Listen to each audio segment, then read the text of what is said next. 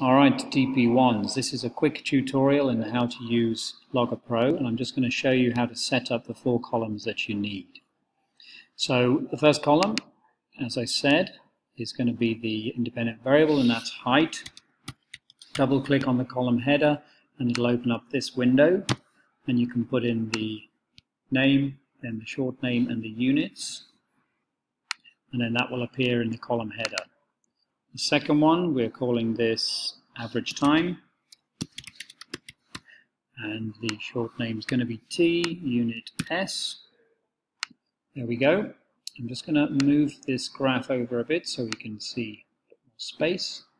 Now we need to insert the top bar. We need to go to data. You can't quite see this on this video, but click on data, and then you get the drop down, new calculated column. And this window will open. So we've said that we need time squared. So put that in here. Time squared, short name T, superscript 2, units S, superscript 2. And in this box here, we tell it how to work out time squared. So we choose time, first of all, and then I'm going to tell it to square that value. Hit done. Right, we need one more column, so again go to data, new calculated column, click on that, and this one is going to be the root of height.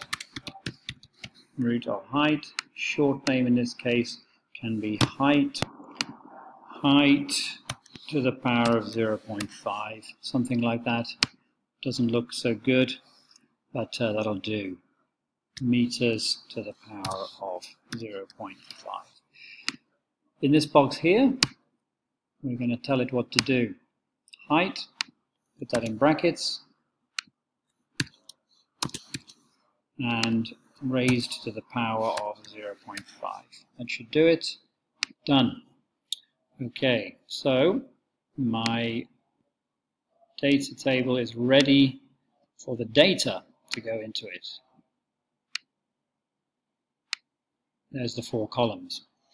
Now I need to plot 3 graphs, so I can, at this point, I can get my graphs ready, or I can put the data in. It doesn't matter which order I do that in.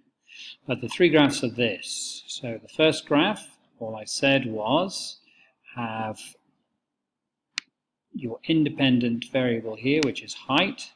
So click on the axis label and you'll get the drop down, and this one here is time.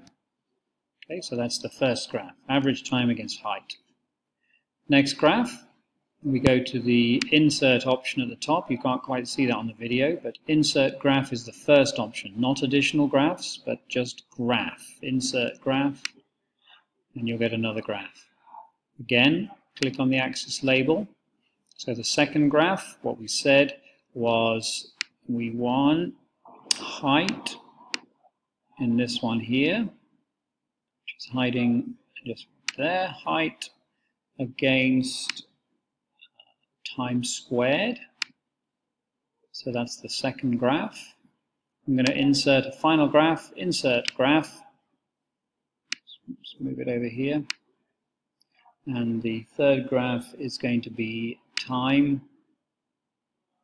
average time, against the square root of height.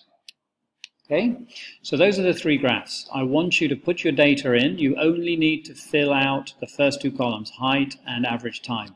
Everything else will fill itself out. And you'll have 3 graphs. You should notice that the 2 small ones, they should be linear. They should be straight lines to the origin, and the other one should be a curve.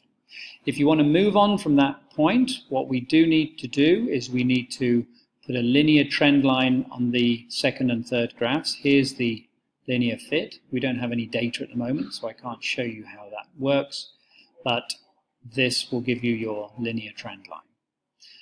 So next class, after tomorrow, you'll be able to show me on your computers these 3 graphs, and we will continue working from there. I hope this helps.